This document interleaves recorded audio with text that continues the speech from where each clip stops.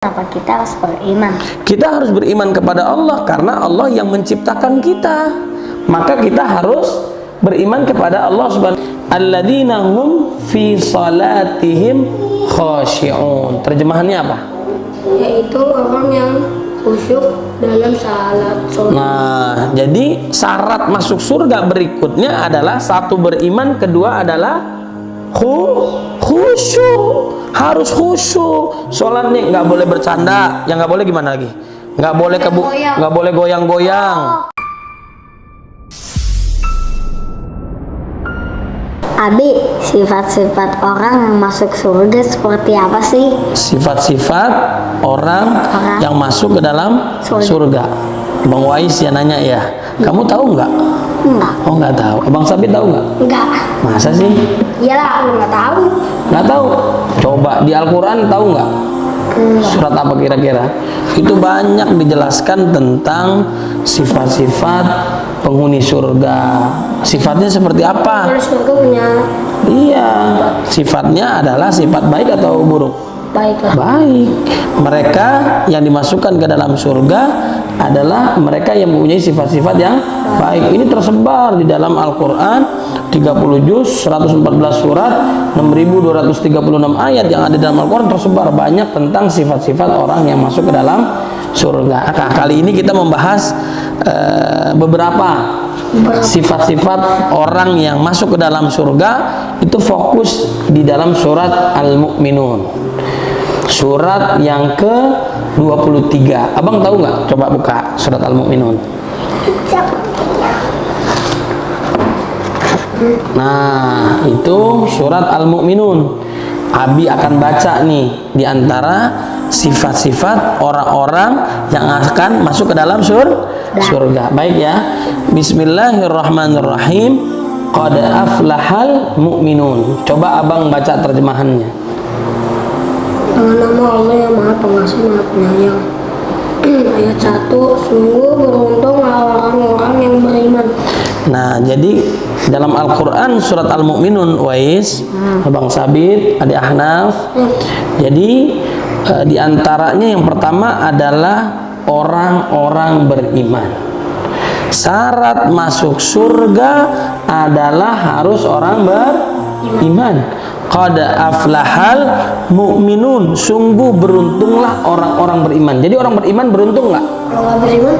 Oh, kalau nggak beriman dia nggak masuk surga. Masuk neraka. Iya, masuk neraka. Naudzubillah min dzalik. Jadi kita harus beriman. Sifat orang yang akan dimasukkan ke dalam surga adalah orang yang beriman. Harus beriman kepada siapa? Kepada Allah Subhanahu wa Ta'ala. Dengan imannya Allah mengampuni dosanya. Dengan imannya Allah menerima amal ibadahnya. Tapi kenapa kita harus beriman? Kita harus beriman kepada Allah karena Allah yang menciptakan kita.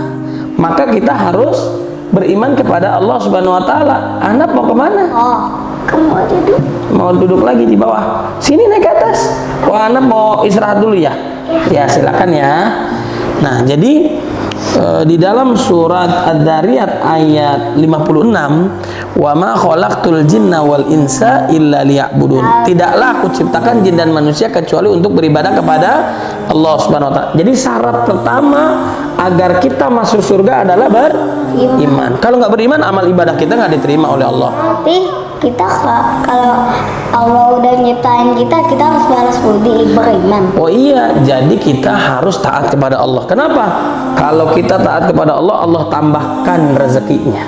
La in syakartum la azidannakum wa la in kafartum inna adzabi lasyadid. Allah memberikan ciptaannya kepada hambanya, kepada makhluknya sempurna, ahsani taqwim, sangat sempurna. Makanya kita yang pertama adalah harus beriman kepada Allah. Abang Sabit harus beriman kepada Allah. Abang Wais harus beriman kepada Allah. Adik Ahnaf harus beriman kepada Allah Subhanahu wa Ta'ala. Itu yang pertama. Yang kedua, ini Abi akan bacakan ayat keduanya, nanti dibaca terjemahannya oleh Abang Sabit.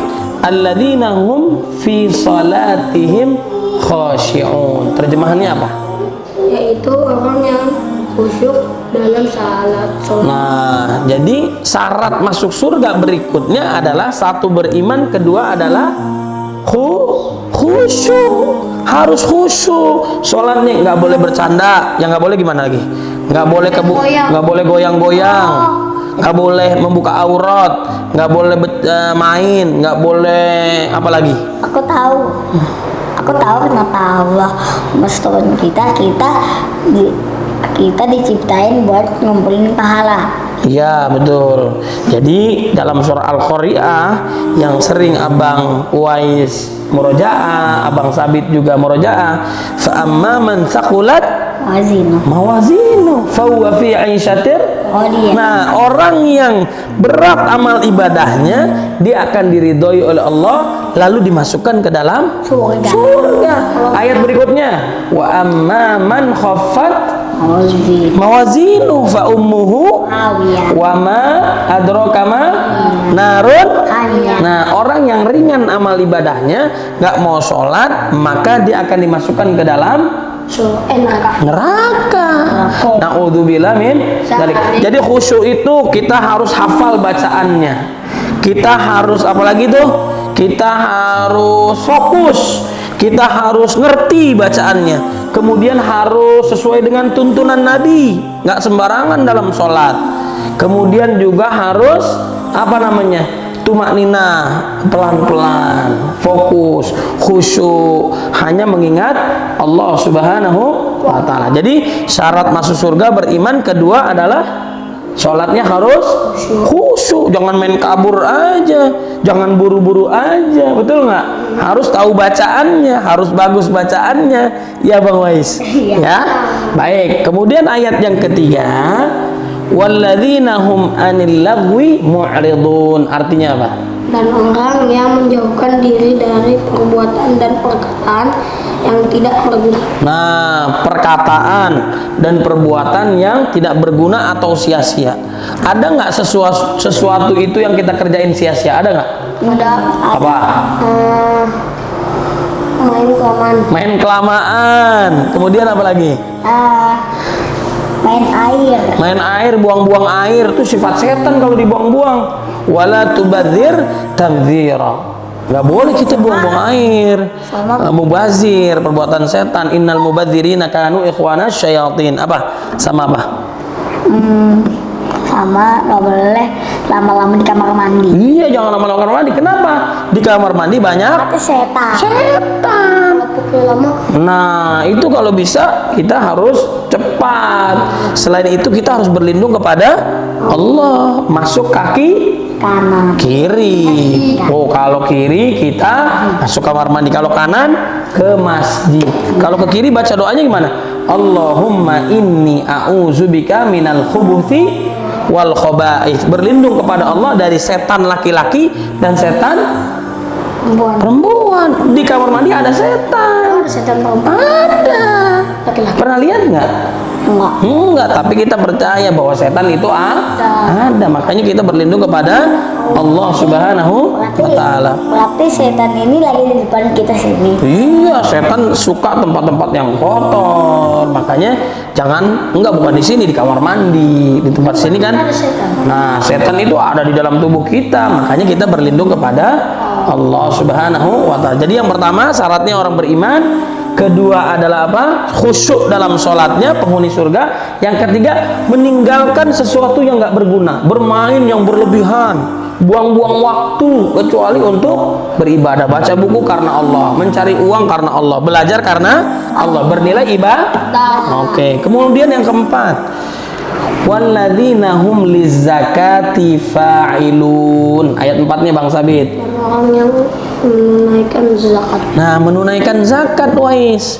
Jadi bagi mereka yang mampu, sudah nyampe nisabnya, mereka harus mengeluarkan zakatnya, baik setiap bulan atau setahun sekali, 2,5%. Wah, wajib. Kita punya harta banyak nih, ya, harta banyak, kita harus menzakatkan 2,5%. Kita keluarin, berbagi jalan Allah Subhanahu wa Ta'ala. Allah kasih enak buat kita makin bangkit buat jadi masuk surga. Iya, Allah Subhanahu wa Ta'ala memberikan kenikmatan kita banyak banget. Wa in ta'uddu ni'matallahi la tuhsuha. Saking banyaknya Allah memberikan nikmat kepada kita, kita bingung ada berapa kenikmatan yang Allah berikan kepada kita. Makanya kita harus bersyukur kepada Allah. Membalas kepada Allah bagaimana? Bersyukur, alhamdulillah. Kemudian sholat, ibadah. Jadi zakat itu harus kita keluarkan. Ada zakat, ada infak. Gimana? Kalau kita membalas budi itu kita cuma harus beriman doang. Ya, selain beriman, ini tadi Abang Wais beriman kepada Allah, sholatnya khusyuk, meninggalkan yang sia-sia, yang main-main, kemudian membayar zakat, berbagi untuk fakir miskin, 8 golongan. Ya. Zakat wajib gak? Wajib bagi orang beriman kalau sudah mampu. Anak-anak? Nah, anak-anak belum wajib. Karena zakat itu uang dari kerja. Iya, dari hasil mencari nafkah. Jadinya kalau Belum, anak-anak. kalau kita miskin, kalau ada yang kaya, ada yang sombong, dia jadi tiba-tiba jadi miskin, diazabin sama Allah, jadinya yang miskin tadi jadi kaya. Jadi begini, kalau dia kufur nikmat, dia tidak berbagi di Allah Subhanahu wa taala, nanti dia susah masuk surganya. Tapi kalau ahlul jannah, penghuni surga, baik dia. Zakatnya dikeluarin, infaknya dikeluarin buat orang susah, orang yang hutang di jalan Allah dan sebagainya, ya. Ini kebanyakan nonton Indosiar. Nah, begitu ya. Baik. Kemudian yang selanjutnya ayat kelimanya, walladzina hum li furujihim hafizun. Kemudian illa ala azwajim aw ma malakat aymanuhum fa innahum ghairu malumin. Ayat 5 dan 6 Bang Sabit. Dan orang yang memelihara kemaluannya 6 kecuali terhadap istri-istri mereka atau hamba Sahaya. yang mereka memiliki, maka sesungguhnya mereka tidak tercela. Baik, jadi mereka menjaga kemaluannya, hawa nafsunya dijaga, ya. Kecuali ini khusus yang udah dewasa nanti nih, udah tahu mana yang baik, mana yang buruk. Dia harus berpasangan kepada suami atau istri yang halal, seperti Abi dan Umi.